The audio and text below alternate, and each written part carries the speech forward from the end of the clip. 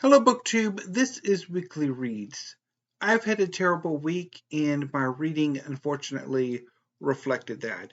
So, while I did bail quite a bit this week, I'm not entirely sure, particularly two of the books, whether or not those bails will stand eventually once I reread them, give them a bail redemption um, sometime in the future. So I knew going into this reading week that my weekend was going to be busy. My mom wanted me to rearrange the living room, and I was going to make chocolate cupcakes with Swiss meringue buttercream for my brother's birthday. And unfortunately, those days were quite busy, and I didn't get as much reading done as I would have liked. And I didn't have a great week for a number of reasons that I don't really want to go into. Um, Although maybe I should, because maybe if I rant about it, it'll um, work itself out. But anyway, so since my weekend was going to be busy, I had to decide whether I wanted to read something quick or something that would take up the whole reading week. So I decided for something that would take the whole reading week. And so I picked Revolutionary Spring by Christopher Clark.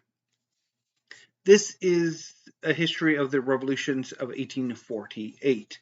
The book looks at the conditions before the revolutions, the political situation, the social, economic situation, and then the situation on the eve, the revolutions themselves, and the aftermath. I found the book to be boring. It didn't keep my interest.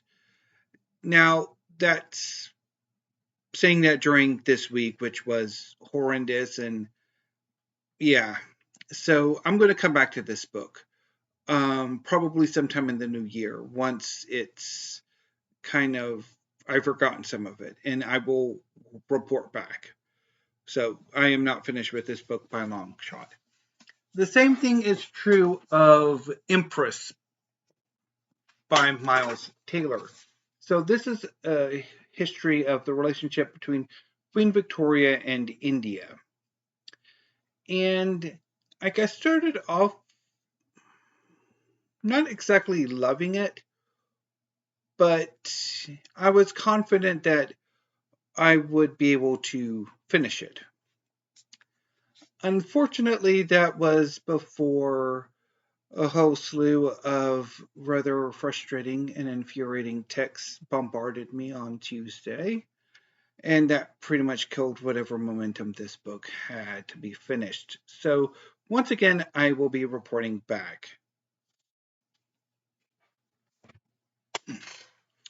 So, on Wednesday, I decided to do a Bill Redemption, doomed to failure, but yeah.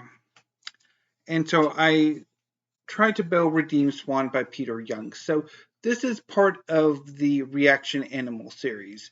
They're a series of short books that look at different kinds of animals, looking at the biology, the natural history, the cultural history, as well as some criticism, like literary, artistic criticism of the animal. And some of the reaction animal books are great. Some of them are hideously bad.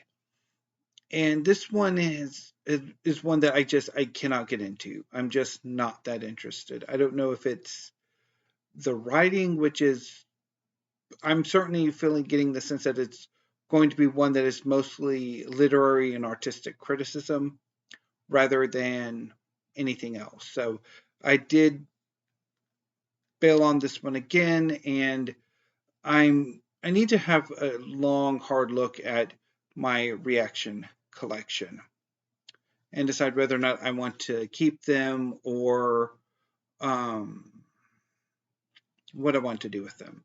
Because I had thought about collecting these, but I also don't know because there have been a number of ones that I'm not really all that into. So I'll have to think about that.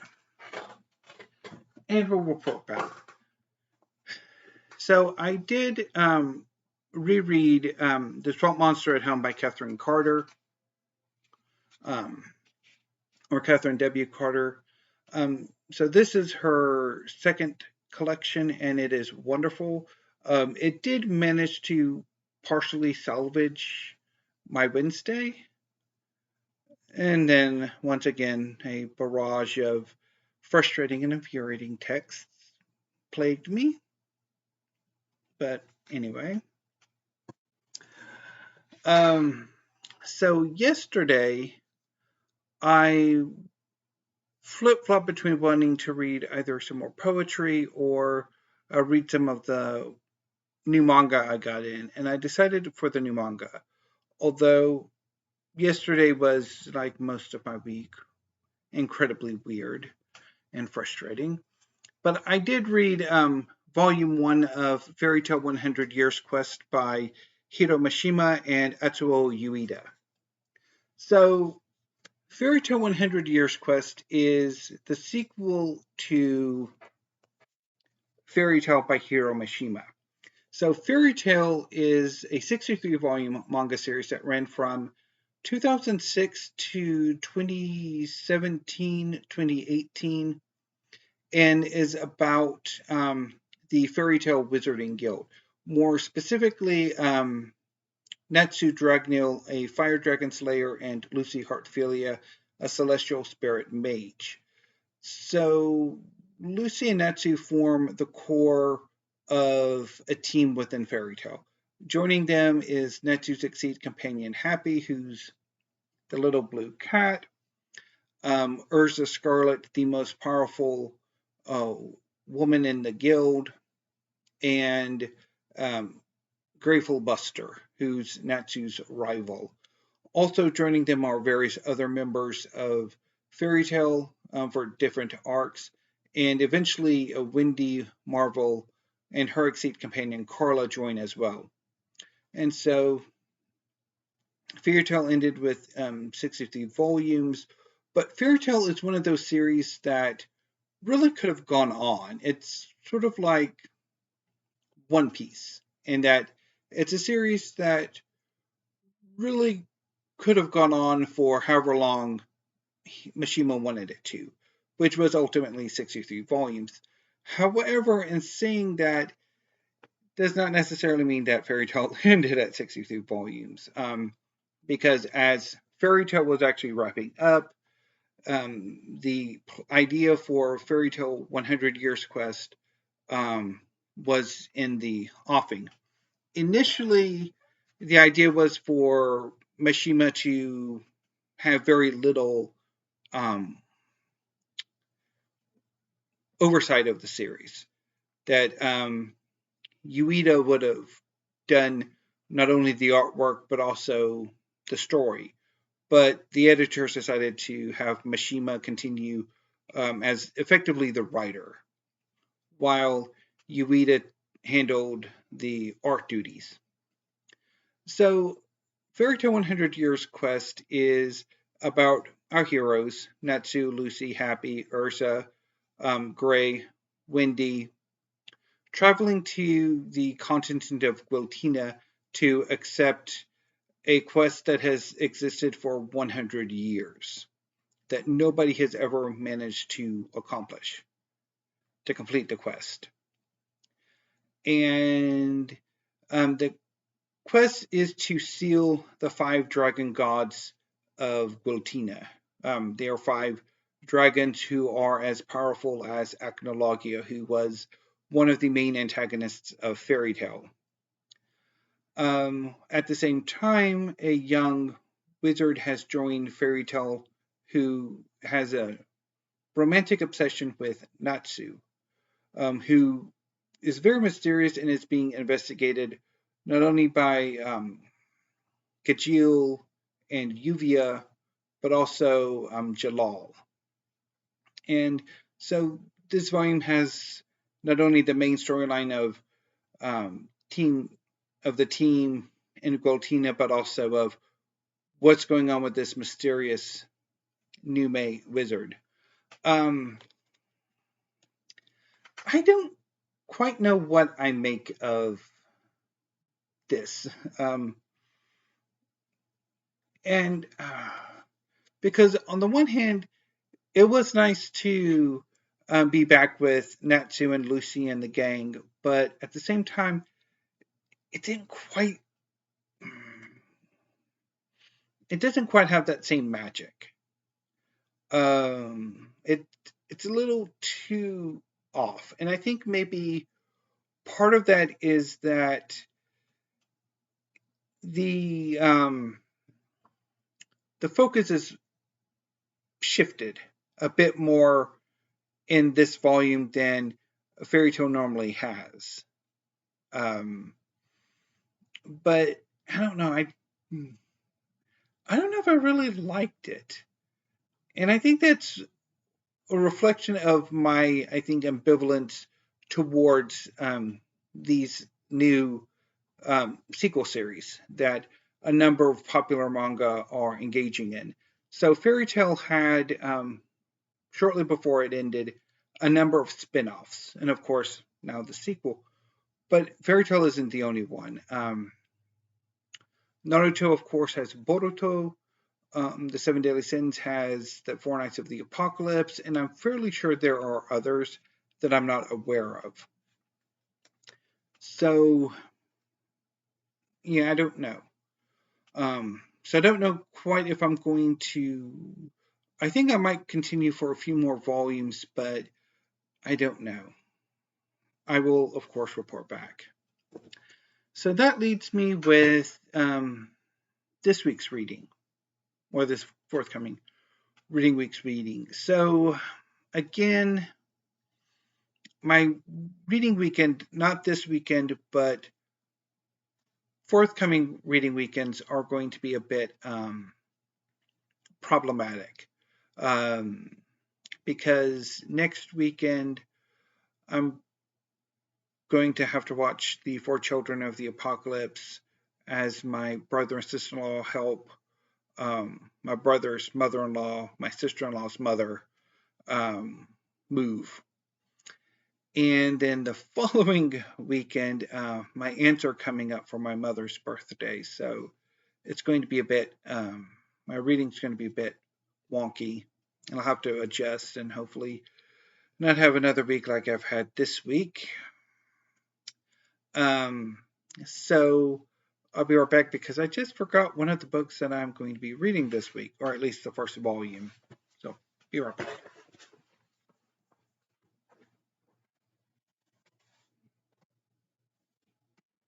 Ooh, I don't like that. Okay.